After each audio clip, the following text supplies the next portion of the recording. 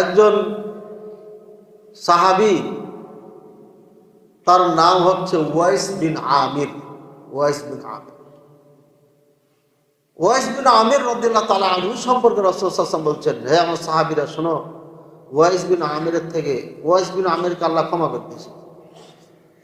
দেখা হলে তার সাথে তোমরা, তার কাছে থেকে তোমরা দোয়া চাও। ওই জন্য আল্লাহর কাছে দোয়া করে তোমরা। কেন? তার মা ছিল, চেয়েছিল রাসূলুল্লাহ সাল্লাল্লাহু আলাইহি ওয়াসাল্লামের সঙ্গে হিজরত করে চলে যাবে মদিনায়, কিন্তু মায়ের কারণে যেতে। মায়ের সেবা করতে করতে করতে করতে উনি পুরা লাইফ কাটিয়ে দিয়েছেন।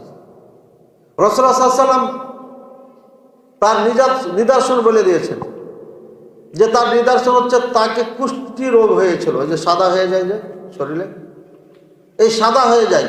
এরপরে সে চিকিৎসা নেয়, ভালো হয়ে যায়, কিন্তু এক দিরহাম, একটা টাকা, এত বড় টাকা, দিরহামগুলো এত বড়, এই যে আমাদের 5 টাকা নোট, 5 টাকা কয়েনগুলো, এতটুক জায়গা তার ওই ভালো হয়, ওটা চিহ্ন তার। সে আমান থেকে প্রথমে আসবে, মুদাদ থেকে, তারপরে আরাক থেকে, এরপরে আপনার এই সাথে যদি সাক্ষাৎ হয়ে যায়, পরিচয় হইল, তার এই পুরো শরীরে হয়েছিল, কিন্তু অসুখটা ভালো হয়ে যায়, দিরহাম পরিমাণ জায়গা তার এই সাদা আছে। ওটা দেখলে বুঝবে যে সেই ওয়াইস বিন আমির তার থেকে দোয়া চায়। ওমর রাদিয়াল্লাহু তাআলা আনহুর মতো সাহাবী তার কাছে যে দোয়া চাচ্ছেন। আপনি আমার কাছে দোয়া চাচ্ছেন কেন? বলে, হ্যাঁ, রাসূলুল্লাহ সাল্লাল্লাহু আলাইহি ওয়াসাল্লাম তোমার ব্যাপারে এমন কথা বলছেন।